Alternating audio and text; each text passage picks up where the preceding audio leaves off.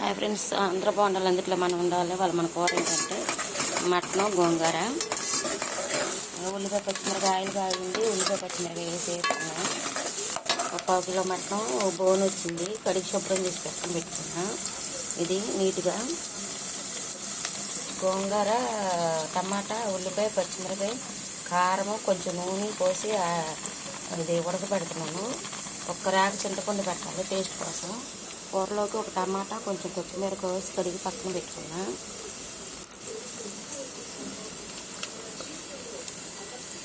ఇవాళ మటన్ గోంగూర ఉంది.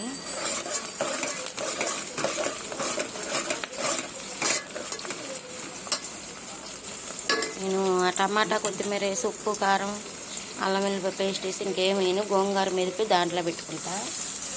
తాలింపులో మటన్ కడిగి శుభ్రం చేసుకున్న మటన్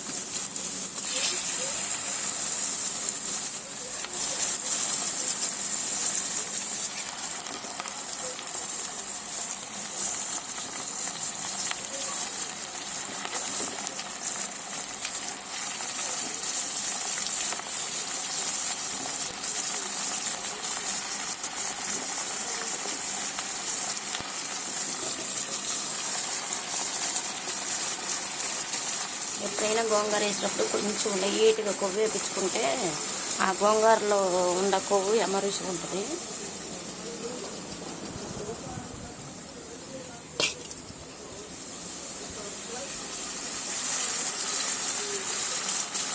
గోంగూర ఉడుకుతుంది. కూర అంతా అయిపోయినాక నేను గోంగూర మొత్తం కూర అంతా అయిపోయినాక అప్పుడు గోంగూర పెడతా.